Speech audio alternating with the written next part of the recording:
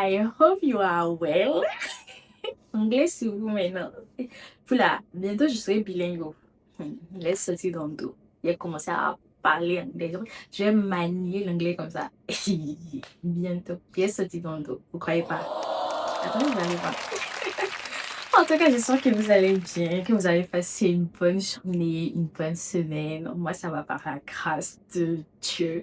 Et je suis très contente, très heureuse de vous retrouver pour la partie 2 de la vidéo. Je suis serviteur de Dieu, je suis servante de Dieu, je suis esclave de Dieu. Parce que nous avons compris que nous ne sommes pas simplement de simples serviteurs, mais nous sommes des esclaves. Alors ça, je redis bien quoi. Nous sommes des esclaves de Dieu. Voilà. Nous allons voir dans cette vidéo comment nous comporter dans des situations en étant conscients de notre identité de serviteur de Dieu, de servant. Lorsque nous sommes conscients de ce que nous sommes serviteurs de Dieu, lorsque nous sommes conscients du fait que nous sommes des esclaves de Dieu, en fait, nous ne faisons plus les choses pour nous, nous ne faisons plus les choses de la manière dont nous pensons que ça doit être fait, mais nous faisons les choses à la manière de Dieu. Jésus, lorsqu'il était dans le jardin de Gethsémani, lorsque l'heure approchait, qu'on vient le chercher pour aller le faire crucifier, la Bible nous dit que Jésus était dans ce jardin, il était en train de prier. Il disait à Dieu, Seigneur, s'il était possible pour toi d'éloigner de moi cette coupe, fais-le. Toutefois, non pas ma volonté, mais ta volonté. Voilà, Jésus qui est Jésus, hein. Non, Jésus qui est Jésus. Jésus qui est Jésus. Ah, Jésus qui est Jésus. Il a dit, Seigneur, non pas ma volonté, Père, non pas ma volonté, mais ta volonté. Déjà, il a dit, Père, non pas ma volonté, mais ta volonté. Donc, il était conscient de ce que, il était enfant de Dieu, mais il était surtout conscient de son identité de serviteur de Dieu. C'est pour cela qu'il a dit, Seigneur, Père, non pas ma volonté, pas ma volonté, mais ta volonté. Et Jésus, à ce moment-là, il nous montrait l'exemple parfait d'un bon serviteur. Un serviteur ne fait pas les choses selon sa volonté à lui, mais selon la volonté de Dieu. Est-ce que c'est facile? Non, c'est pas facile. Jésus qui est Jésus là, on dit que dans le jardin de Gethsémani, il était en train de prier et que sa sueur est devenue comme des grumeaux de sang. Donc c'est pas facile. C'est pas facile de faire la volonté de Dieu. C'est pas un truc aisé, non. Des fois ça peut être très difficile. Comme Jésus dans ce jardin, c'était difficile pour lui. Est-ce que peut-être qu'il n'avait pas forcément envie? Vous là même, qui va aller accepter on va clouer sa mère? Non, la vérité. Souvent c'est pas facile. Mais Jésus, il a dit non pas ma volonté, mais ta volonté. Il nous a montré l'exemple parfait d'être un serviteur de Dieu. Vous pensez que moi je suis assise ici là? Vraiment, vous pensez que je veux? Hein? Est-ce que je veux? J'ai lutté avec Dieu pendant 1 an. C'est pas encore ça, mais je rends grâce à Dieu de ce qu'il me permet quand même de commencer, de faire un pas. Voyez? Et du coup, sinon, c'est pas facile. C'est pas facile, c'est pas évident. Mais il faut prier, il faut demander à Dieu qui nous accorde la capacité vraiment d'être conscient de ce que nous sommes des esclaves, de ce que nous sommes des serviteurs, de ce que nous n'avons pas de volonté. Notre volonté, c'est de faire la volonté de Dieu. Point. Notre volonté, c'est de faire la volonté de Dieu. Voilà, nous ne devons pas hésiter à prier pour cela.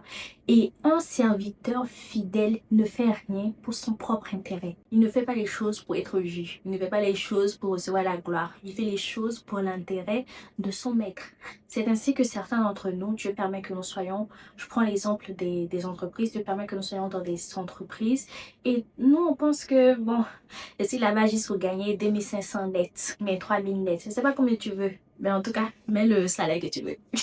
Il y a certains qui pensent que voilà, Dieu permet juste que je sois là-bas pour gagner tel salaire, ou bien gagner ma vie, ou payer ma maison, ou aller en voyage, cacanquin, cacaca.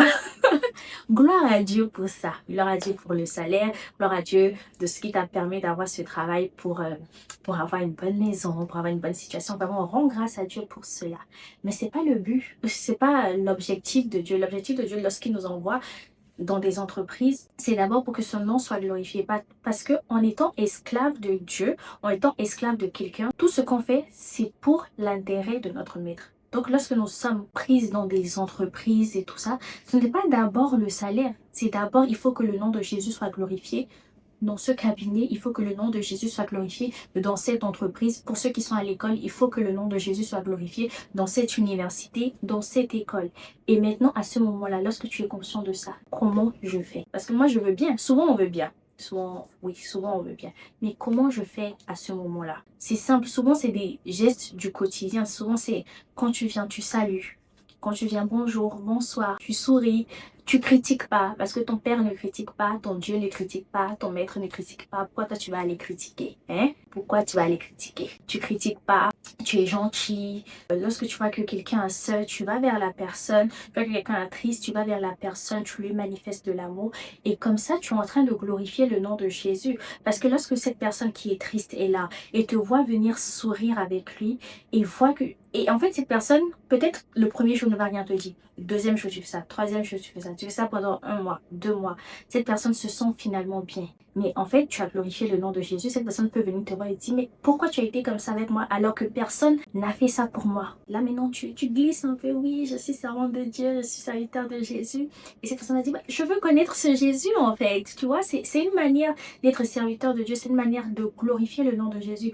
Ou dans certains cas, tu viens dans une entreprise ou dans une école, tu vois qu'il y a une personne qui est un de tes camarades ou un de tes collègues qui est malade. Et en tant que serviteur de Dieu, tu sais que le nom de ton maître doit être glorifié. Le nom de ton Seigneur doit être glorifié. Et là, tu entends la voix de Dieu te dire, prie pour cette personne. Souvent là, souvent là, quand on entend ça, on dit que c'est d'abord, la première question c'est, est-ce que c'est Dieu qui a parlé? Non, souvent c'est ce qu'on dit, est-ce que c'est vraiment Dieu? Ou bien moi c'est dit, ah Seigneur, aujourd'hui là, je sens pas, hein. Je dis là vraiment, non, je sens pas. Et puis on fait pas. Et puis on fait pas. Et puis on fait pas. On dit aujourd'hui je sens pas. Je sens pas de prier. Non. Vous attendez, la vérité, vous pensiez que lorsqu'il y avait la traite négrière là, lorsque les esclaves devaient aller dans les champs, lorsqu'ils se réveillaient les matins pas bien, ils disaient, Maître, aujourd'hui je veux pas aller dans le champ parce que je me sens pas bien. En fait, on a trop pris Dieu pour notre moins cher. La vérité, on a trop pris Dieu pour notre moins cher. On n'est pas assez conscient de ce que nous sommes des esclaves. On n'a pas assez pris conscience de cette notion d'esclave de Dieu, de serviteur de Dieu. Et vraiment, je prie que Dieu nous accorde la grâce d'être conscients que nous ne sommes pas simplement de simples serviteurs, mais nous sommes ses esclaves. Lorsqu'il nous demande de faire ci, il faut que nous fassions cela de la manière dont il veut que ça soit fait. Lorsque Dieu nous demande de prier pour telle personne dans la rue, dans notre école, dans notre cabinet, il faut que nous le fassions. Et il faut que nous demandons à Dieu la grâce vraiment d'être obéissants et la capacité de pouvoir le faire. Je m'inclus dedans parce que en tout cas, je m'inclus dedans parce que c'est pas facile. Je m'inclus dedans. Et lorsque nous sommes conscients du fait que nous sommes serviteurs de Dieu, servantes de Dieu, en fait, ça veut dire que partout où nous allons, nous avons pour mission de faire la volonté de Dieu. Partout où nous allons, notre mission, c'est la mission de Dieu. Et la mission que Dieu nous a laissée lorsqu'il partait, c'est aller et faites de toutes les nations des disciples, les baptisant au nom du Père, du Fils et du Saint-Esprit. Donc, étant conscient de cela, partout où je vais, partout où Dieu nous accorde la grâce d'aller, d'être, nous devons garder cette mission-là en tête. Il faut que le nom de Jésus soit glorifié. Il faut que des disciples soient faits ici. Il faut que des disciples sortent de ce cabinet. Il faut que des disciples sortent de cette école. Il faut que des disciples... Et quand on commence à réfléchir comme ça, Dieu commence à nous parler. Fais ci, fais ça. Souris avec elle, va dire telle chose à telle. Et lorsque nous obéissons, effectivement, le nom de Jésus est glorifié et nous sommes à ce moment-là en train de nous comporter comme de véritables esclaves et serviteurs de Dieu. Et je prie vraiment que Dieu nous emmène dans cette dimension où nous ne nous arrêtons pas simplement au fait d'être enfants de Dieu, mais nous prenons aussi l'identité je suis serviteur, je suis esclave de Dieu. Et comment faire pour être conscient de cela? Il faut puis prier, demander à Dieu la grâce, la capacité d'être conscient de ce que nous sommes ses serviteurs, de ce que nous sommes des esclaves. Il faut méditer, oui, il faut lire la parole de Dieu, parce que c'est en lisant la parole de Dieu que cette vérité s'imprime dans nos cœurs.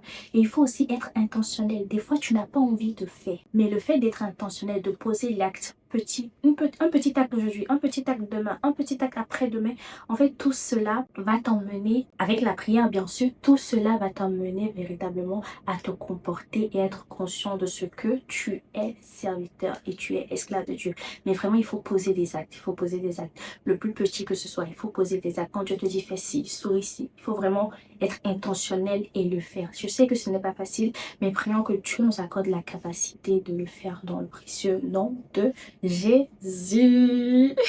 En tout cas, j'espère, en tout cas, j'ai foi que à partir de maintenant là, nous allons vraiment nous comporter comme des serviteurs, comme des esclaves de Dieu. En tout cas, nous allons prier que Dieu nous accorde la grâce de le faire et nous allons être intentionnels dans nos actes, dans notre manière de nous comporter avec les autres. J'espère que cette vidéo vous aura fait du bien. N'hésitez pas à vous abonner à la page, à liker, à partager. Voilà, vous connaissez déjà.